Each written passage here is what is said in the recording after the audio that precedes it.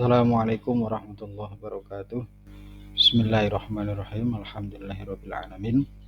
Wa bihi nasta'inu ala umuri dunya waddin. Wassalatu wassalamu ala asyrafil anbiya'i wal mursalin sayyidina wa maulana Muhammadin wa ala alihi washabbihi ajmain. Amma ba'du. Anak-anak siswa kelas 10 yang saya cintai, alhamdulillah pada kesempatan kali ini kita akan mengkaji tentang pengertian Al-Quran. Sebelum kita mulai, mari kita baca basmalah terlebih dahulu dengan harapan semoga pembahasan kita kali ini, apa yang kita bahas, mendapatkan ilmu yang manfaat, barokah dan diridhai oleh Allah Subhanahu wa taala. Bismillahirrahmanirrahim. Pengertian Al-Quran.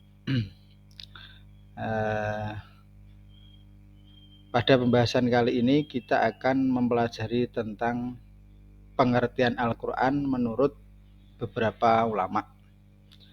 Yang pertama, menurut Khudoribik, yaitu Al-Quran huwa al-lafzu al-arabiyyu al-munazzalu ala Muhammadin sallallahu alaihi wasallam litadabburi wa tadzakkuri al-manqulu mutawatiron wa huwa ma dafataini al-mabdu bi suratil Fatihah wal mahtum bi suratin Nas.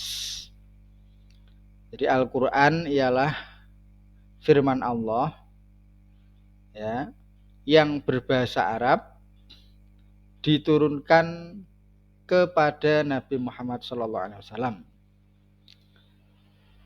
Litadabburi wa tadzakkuri, yang mana isinya untuk dipahami, ya, ditadabburi, diingat-ingat.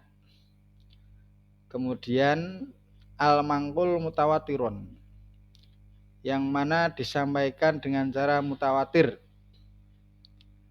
Wa huwa ma dafataini, yaitu yang ditulis, ya, yang ditulis dalam mushaf. Al-mabdu bi suratil Fatihah wal mahtum bi suratin Nas, yang dimulai dengan surat Al-Fatihah dan diakhiri dengan surat An-Nas. Ini merupakan pengertian Al-Quran menurut Syekh Khudoribik, yaitu firman Allah yang berbahasa Arab, berarti mengecualikan yang tidak berbahasa Arab. Apa ada Pak firman Allah yang tidak berbahasa Arab? Ya ada. Misalnya mungkin suhuf Nabi Musa, ya, itu pakai bahasa Bani Israel dan seterusnya. Jadi qaid berbahasa Arab atau berbahasa Arab, konteks bahasa Arab ini mengecualikan yang tidak berbahasa Arab yang diturunkan kepada Nabi Muhammad, sehingga kata-kata ini mengecualikan kepada firman-firman Allah yang diturunkan kepada selain Nabi Muhammad, misalnya kepada Nabi Isa, kepada Nabi Musa, kemudian kepada Nabi Daud dan nabi-nabi yang lain. Litadabburi wa tadzakkur, yang isinya tujuannya adalah untuk difahami. Al-manqul mutawatiron, yang mana Al-Quran ini disampaikan secara mutawatir, ya, secara mutawatir. Wa huwa ma dafataini al-mabdu bi suratil Fatihah wal mahtum bi suratin Nas, sebagaimana Al-Quran yang kita kenal saat ini, yaitu yang diawali dengan surat Fatihah dan diakhiri dengan surat An-Nas.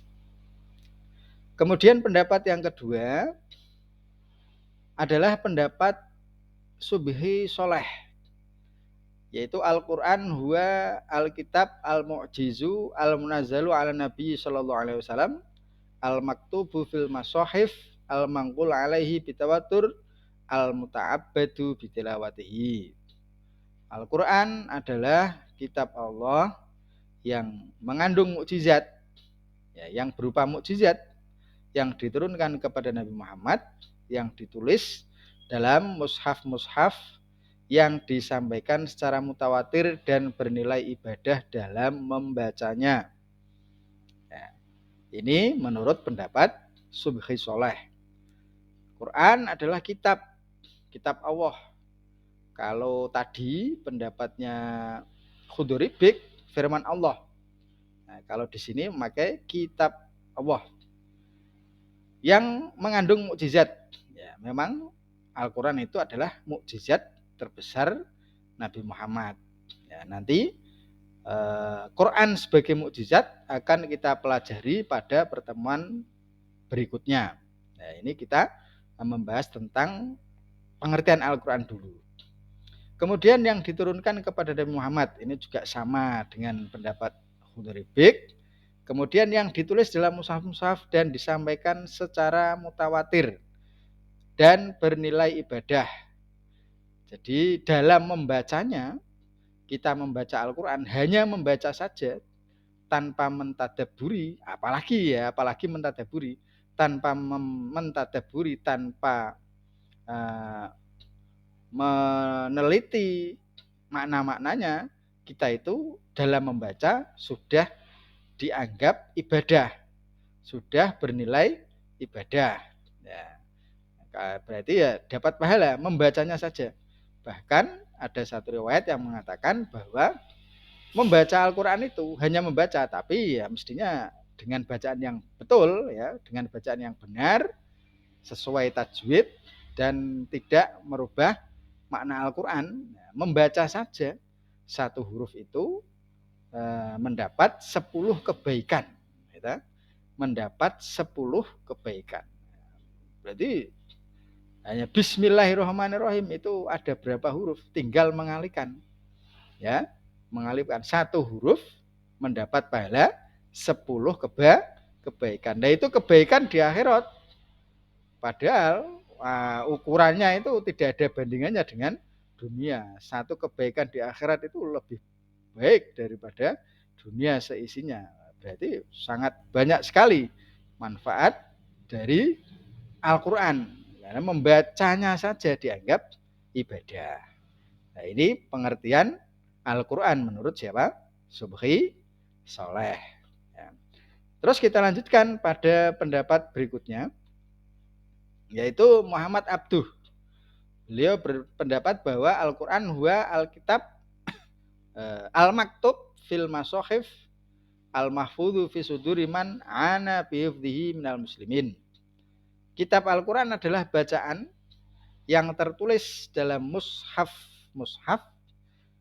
yang terpelihara di dalam hati atau dada orang-orang yang menjaganya dengan menghafalkannya dari orang-orang Islam.